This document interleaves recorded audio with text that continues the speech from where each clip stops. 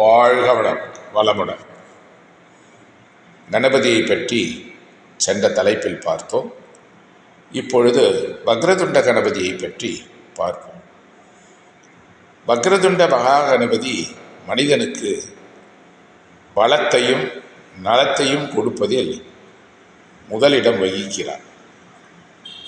அவருடைய காயத்ரி வக்ரதுண்டாய வித்மகே சூர்பகன்னாய தீமகி தன்னோ தந்தி பிரசோதயாத். இது காயத்ரி.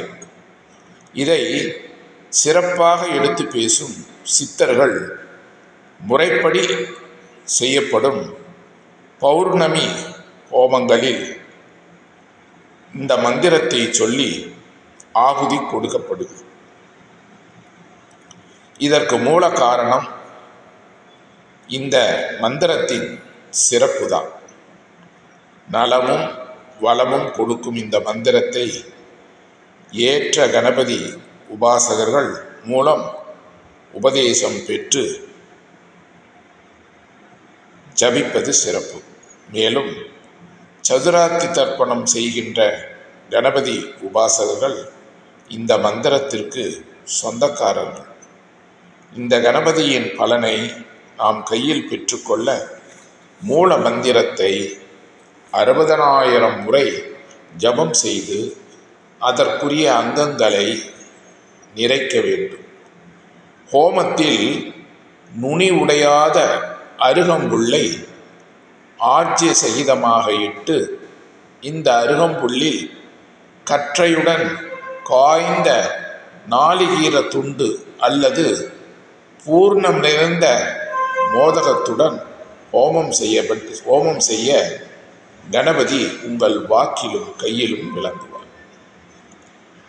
இந்த மந்திரம் ஜபம் செய்த பிறகு உரிய கிழமையான திங்கள் அல்லது ஏற்ற திதியான சதுர்த்தி இந்த நாட்களில் அங்கம் குறையாத உபநயனத்துடன் கூடிய பிரம்மச்சாரியை எண்ணெயிட்டு குளிப்பாட்டி நூதன வஸ்திரம் தரிக்கச் செய்து நுனியில இட்டு பஞ்சபட்சணத்துடன் உணவளித்து உபசாரம் செய்து அந்த குழந்தை ஏழை வீட்டு குழந்தையாக இருந்தாலும் நமக்கு சொந்தக்கார குழந்தையாக இருந்தாலும் அதன் முன்பு 8 அங்கங்களும் தரையை தொடும்படியாக நமஸ்காரம் செய்து அந்த குழந்தையை சாக்ஷாத் கணபதியாகவே பாவித்து வெற்றிலை பாக்கு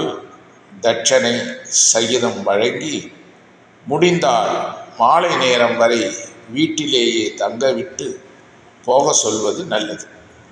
ஒரு சிலர் விக்னேஸ்வர சீலர்களை வீட்டின் வாசற்படி வரை கொண்டு விட்டு வருவார்.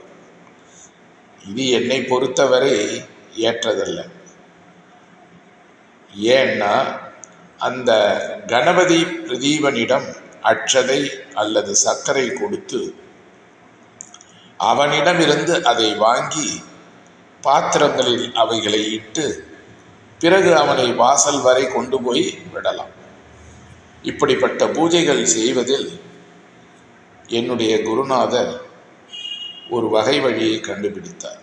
அதையும் இங்கே சொல்கிறேன்.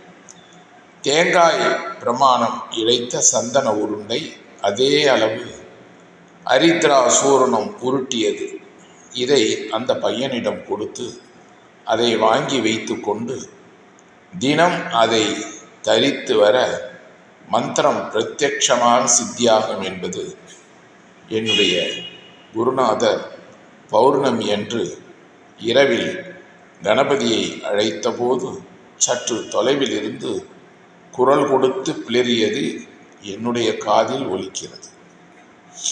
மந்திரங்களை சித்தி செய்த பிறகுதான் பிரயோகங்கள் பலிதமாகும். மந்திர சாதகன் பிரயோஜனவானாக இருக்கக்கூடாது. பிரயோகவானாக இருந்து பயனில்லை. அது காத வழி கூட வாராது. கண்கட்டு வித்தையாக மந்திரமே கூட மறந்து போக ஏது உண்டு. ஆகையால் அதற்கு வக்ரதுண்ட கணபதிக்கு அவள், மிளகு, கொப்பரை இவைகளை கலந்து ஒரு ஏனத்தில் இட்டு 108 அல்லது முடிந்தால் 1008 ஜபம் செய்து இந்த திரவியத்தை தேங்காய் மட்டை எரிகிற நெருப்பில் இட நல்வாழ்வுக்கு வித்திட்டதாகும். இதை போலவே அஷ்ட அனுக்கிரக திரவியங்களான சுக்கு, மிளகு, திப்பிலி, கருஞ்சீரகம், நல்ல சீரகம், இந்துப்பு, பெருங்காயம், அசமதம்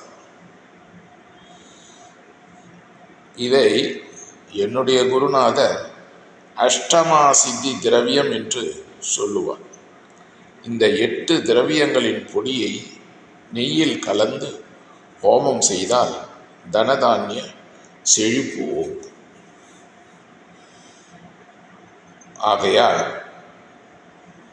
அஷ்டமா திரவியங்கள் சாதாரண கணபதி ஹோமத்திற்கு சொல்லப்படும் அவல், கொழுக்கட்டை, தேங்காய் கீற்று இதெல்லாம் இது அஷ்டமா சித்தி திரவியம். ஆகையால் இந்த அஷ்டமா சித்தி திரவியத்தை ஹோமம் ஒரு குருநாதரிடம் இந்த வக்ரதுண்ட கணபதியினுடைய மூல மந்திரத்தை உபதேசம் வாங்கி அதனுடைய காயத்ரியையும் ஜபித்து இதன்படி ஹோமம் செய்தால் நீங்கள் நல்ல பலனை அடையலாம் என்று வேண்டிக் கொள்கிறேன். வாழ்க வளம்.